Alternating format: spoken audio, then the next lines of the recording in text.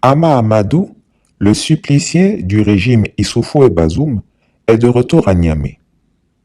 Cet homme, Hama Amadou, a été le souffre-douleur du régime d'Issoufou et de Bazoum, comme le sont actuellement le Sénégalais Ousmane Sonko et le Togolais Agbeyome.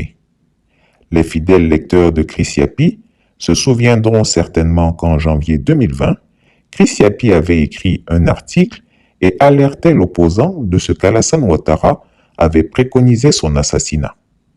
En effet, le vieux Grigou avait expressément dit à Mahamadou Issoufou qu'il était trop gentil et qu'il devait mettre à mort Hama Amadou, comme cela a été le cas de l'opposant gabonais André Mba Obam.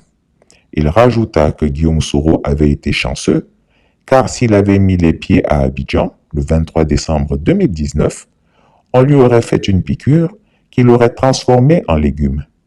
Guillaume Soro serait devenu une véritable locumène avant qu'il ne meure quelques mois plus tard. À cette époque, très peu de personnes prenaient mes écrits au sérieux, mais Chris Yapi se réjouit d'avoir lancé l'alerte à ce moment-là, qui a peut-être dissuadé le régime du Niger de passer à l'acte. Bonne arrivée à Hama Amadou. La France n'a pas signé des accords avec un régime. Il a signé des accords avec un État.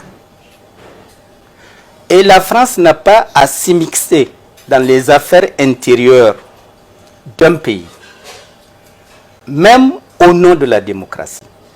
Parce que si la France devait le faire, la France aura à chaque année organiser des bataillons pour aller remettre la démocratie dans un pays d'Afrique. Aujourd'hui, on n'a pas fini avec le problème du Niger. Voilà que surgit le problème du Gabon. Donc s'il faut faire la guerre au Niger, tout naturellement, tout le monde s'attendra à ce qu'on fasse également la guerre au Gabon. Avant que le problème du Gabon soit réglé, il y a un coup d'État ailleurs. Vous croyez vraiment que l'approche est rigide, je dirais belliciste de la France, par rapport à cette manière de vouloir régler les problèmes en Afrique, n'est pas de nature un peu néocoloniale? Vous tiendriez le même discours ferme vis-à-vis des États-Unis, vis-à-vis de l'Union européenne? Absolument. Vis-à-vis de l'Union européenne, vis-à-vis de la CEDEAO? Je dis que le principe de base au niveau international, c'est la souveraineté des pays. Et cette souveraineté appartient au peuple de ces pays-là, pas à quelqu'un de l'extérieur.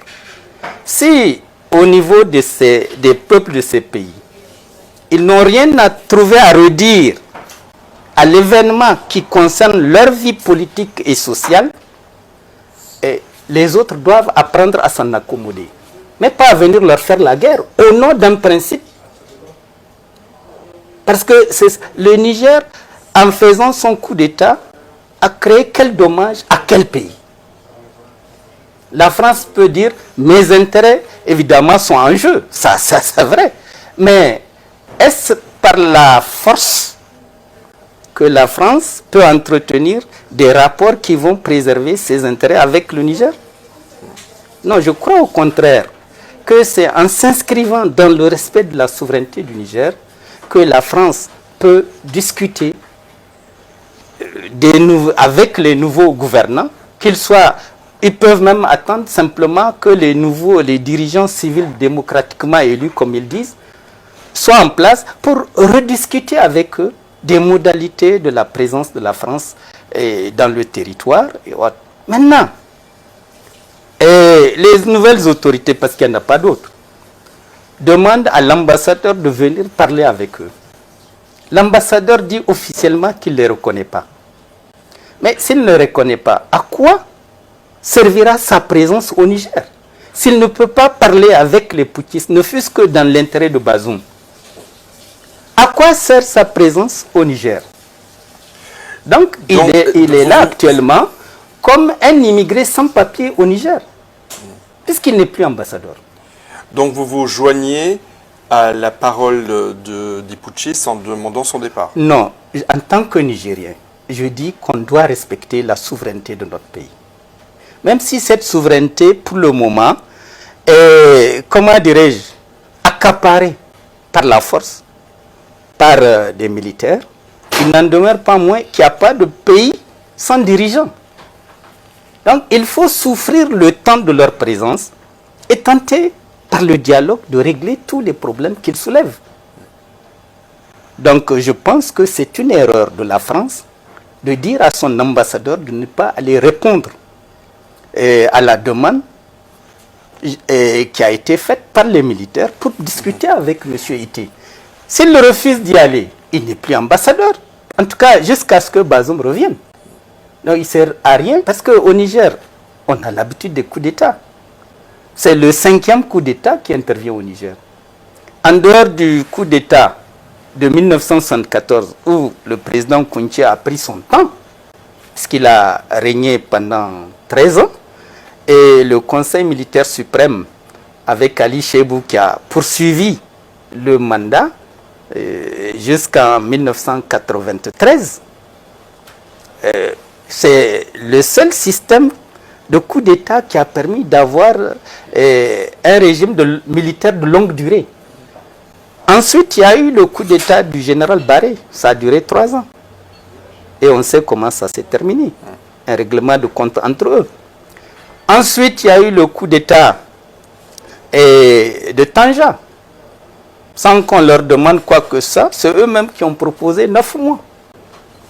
Ensuite, il y a eu le coup d'État, le coup d'État de choses, comment il s'appelle? Oui, le coup d'État contre Tanja. Oui. Ça a duré 12 mois, 13 mois. Donc, sans contrainte, sans pression de qui que ce soit, naturellement, ils agissent dans l'esprit d'une régulation démocratique. Le système est bloqué, il faut le débloquer. On le débloque et on se retire. Jusqu'à présent, c'est la mentalité qui prévaut au niveau des militaires nigériens. Donc moi, je ne doute pas qu'ils s'inscrivent dans la même logique parce que les Nigériens, vous voyez comment les populations sont sorties. Au début, on dit non, c'est Niamey, c'est le chef de l'opposition, donc ça s'explique. Mais quand jusqu'aux plus petites communes du Niger sortent pour soutenir les militaires, le discours devrait changer. Ce n'est plus une affaire de l'opposition. Ce n'est pas une affaire de régionalisme.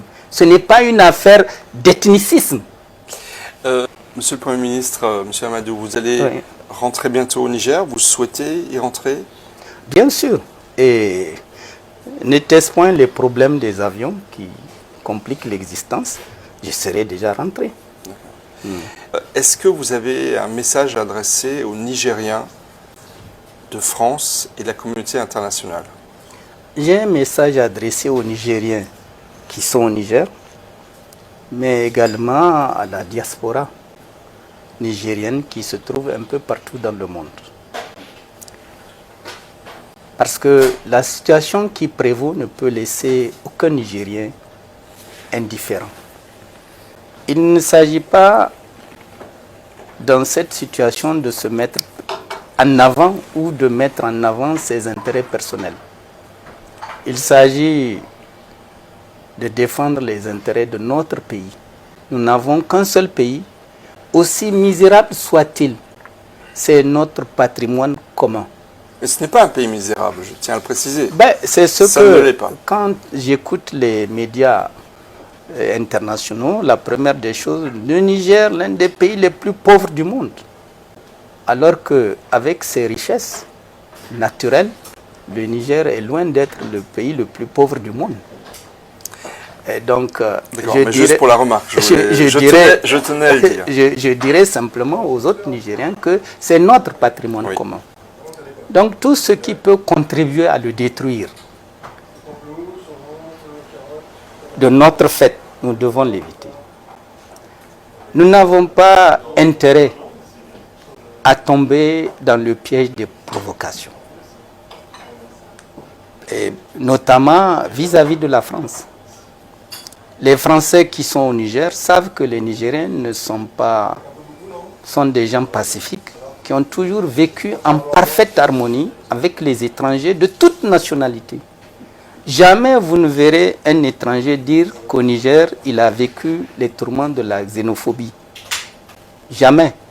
Donc nous devons continuer à conserver cette culture, parce que cette culture est fondamentalement nigérienne. De l'autre côté, nous ne devons pas tomber dans les pièges de la provocation en nous attaquant à des ambassades ou à des militaires. Parce qu'alors, nous donnerons nous-mêmes l'occasion à ceux qui veulent la guerre de justifier, de légitimer une intervention militaire.